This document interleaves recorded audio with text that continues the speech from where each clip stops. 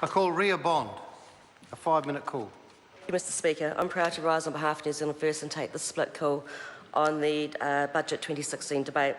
Mr Speaker, it's been just over a year now that I found myself here in the House debating an area that I was slightly knowledgeable on, with the fact of having my family members and loved ones being taken care of in hospice in Invercargill and around the country. So it's kind of ironic that here again tonight I'm addressing the same issue that we had last year, and that was the underfunding for palliative health care here in New Zealand, Mr Speaker.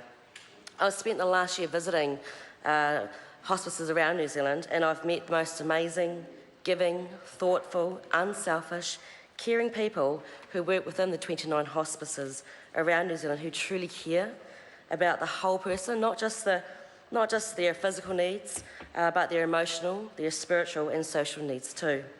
What I saw in front of me collectively throughout hospices I visited was this care extended out beyond the person who was unwell, to include their family, their whānau, and the support available before and after their death. Regardless of where a person lived, the philosophy of care does not change, and these services are free of charge. Not one hospice staff, CE or management team I met with said they couldn't do with more funding to remove the extra stress and pressure they are facing. Mr Speaker, in the 2015 budget, we saw palliative health care receive a $76.1 million injection of funds. The catch was that this was to be spread over a 4-year period, up until 2019. This year we've seen palliative health care receive a measly $13 million. $13 million. That tells our hospices that they're going to get less, but they need to do more. What this tells me is the government is giving up. It's giving up on our vulnerable, terminally ill citizens. New Zealanders need to keep a close eye on what is really happening under this National-led government and right under our noses.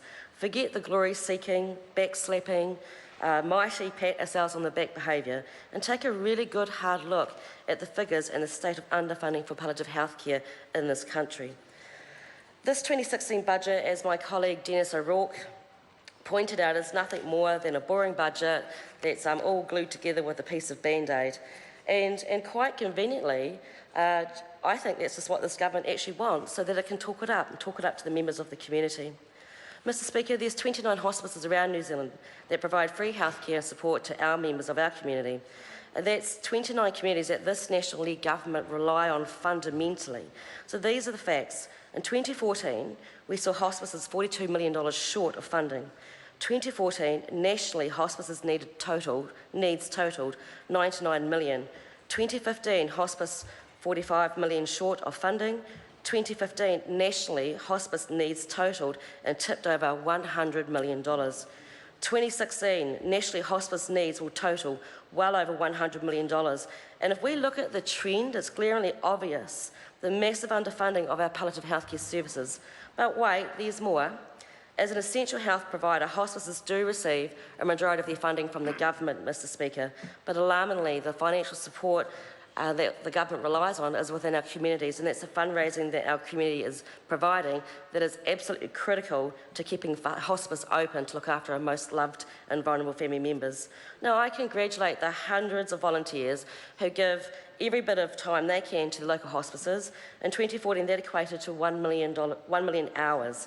And I congratulate the hidden volunteers who keep the drink trolleys topped up each week, the flowers gifted with volunteer hospices, and community funding and partnerships, such as the Tree of Remembrance, who donated more than $675,000 to hospices, and investment partners who fundraise for hospice have exceeded $1 million. There's too many to name, Mr Speaker. There's certainly too many to name.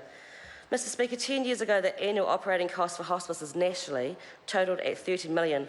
Fast forward to 2015, it has topped over $100 million. 2016 projections show this will go even higher. The challenges that hospice now face is a double-edged sword, with dramatic increases in palliative health care demand and the ever-increasing funding constraints that are applying multiple stresses within these premises that include a serious shortfall of clinical expertise, particularly in senior palliative care specialists. Mr Speaker, New Zealand First, we do not support this budget. We do not support that still, a year later, our palliative health care has been underfunded. I call Barbara Stewart.